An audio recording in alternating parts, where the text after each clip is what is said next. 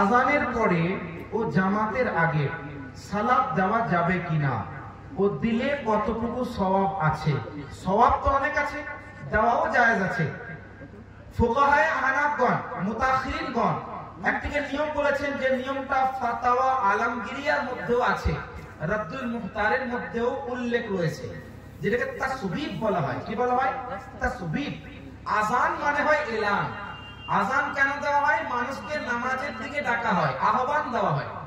মনে রাখবেন, জুমার দিনে আল্লাহ রাসূলের জামানায়, এমনকি হযরত ওমর আবু বকর সিদ্দিক রাদিয়াল্লাহু আনহুর জামানাতেও আজান কিন্তু একটাই হতো। কটা হতো? একটি আজান হতো। ওসমান গনি রাদিয়াল্লাহু আনহু জামানা থেকে জুমার দিনে দুইটি আজান শুরু হয়। কেন? মানুষের মধ্যে অলসতা বেড়ে গেছে।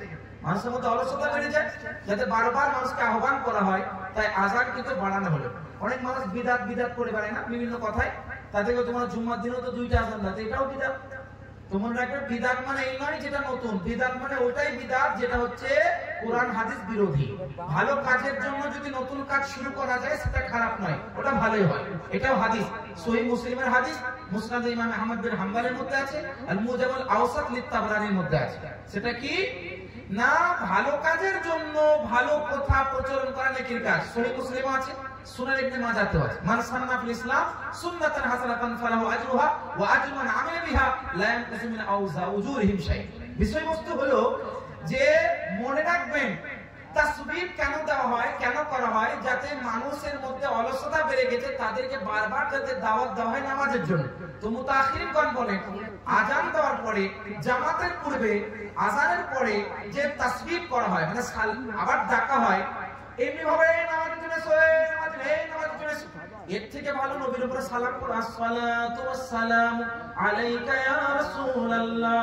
নেকি কতটুকু পাবেন? সূরা আহজাব 56 নম্বর আয়াতের উপর আমল হবে, সহিহ মুসলিম হাদিসের উপর আমল হবে। মান ইউসাল্লিমু আলাইয়া রুদ্দা ইলাইয়া রূহি। আল্লাহর তরফে আমার রূহি মনোযোগটা ওই উম্মতের দিকে আল্লাহ বাড়িয়ে দেয়, যে উম্মতে আমার উপরে সালাম করে। তো নবীর মনোযোগ পাবো, এর থেকে বড় কি হতে পারে? হ্যাঁ, আল্লাহ পাক সওয়াব দান করুন। এটা হচ্ছে সওয়াব। আর জায়েজ কিনা, এটাও বললাম যে জায়েজ আছে, এটা হচ্ছে তাসবিহ।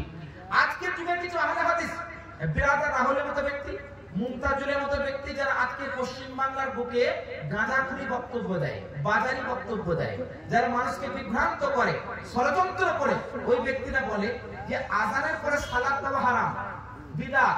কেন বলে? বলে যে আজান ওইটাই যেটা সহিহ বুখারী থেকে প্রমাণ, নবী জামানায় হয়েছে।